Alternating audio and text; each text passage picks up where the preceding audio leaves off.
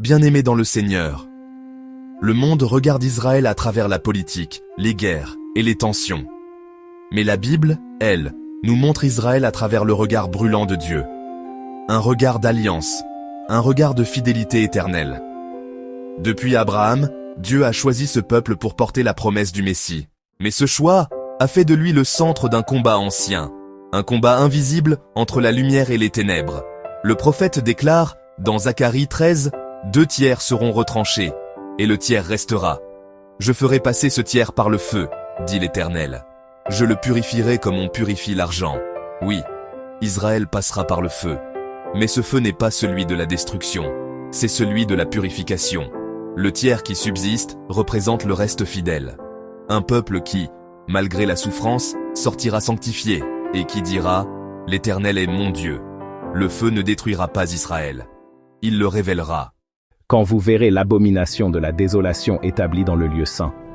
Ce jour-là, un homme, l'Antichrist, se dressera dans le temple pour se faire adorer. Israël sera trompé, puis trahi. Et commencera alors la période la plus sombre de son histoire. Alors, il y aura une grande détresse, telle qu'il n'y en a point eu depuis le commencement du monde. Les montagnes deviendront des refuges. Les prières s'élèveront dans la peur, mais Dieu, même au cœur de la tourmente, gardera son reste fidèle.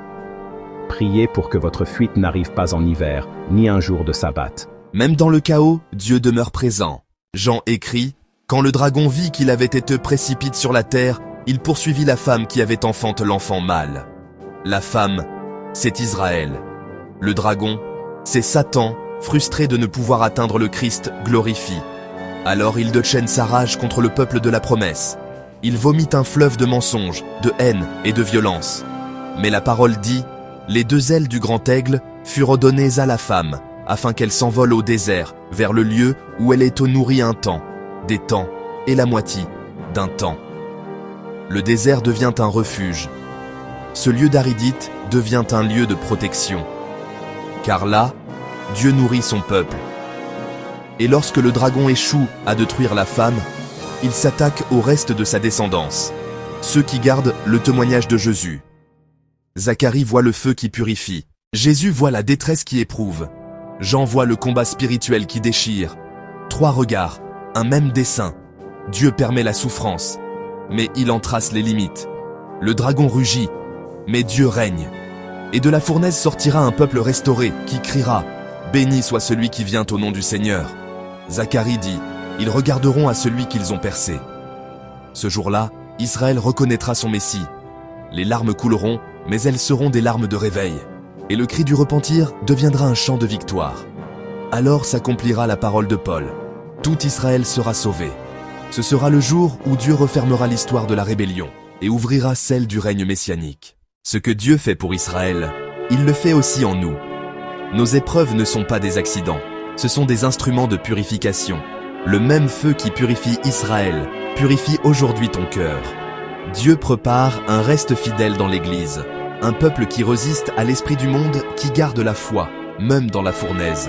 Conclusion, le signe du Dieu fidèle, Israël est le témoin vivant du Dieu éternel. Un peuple persécuté, mais indestructible, jamais effacé. Car celui qui garde Israël ne sommeille ni ne dort.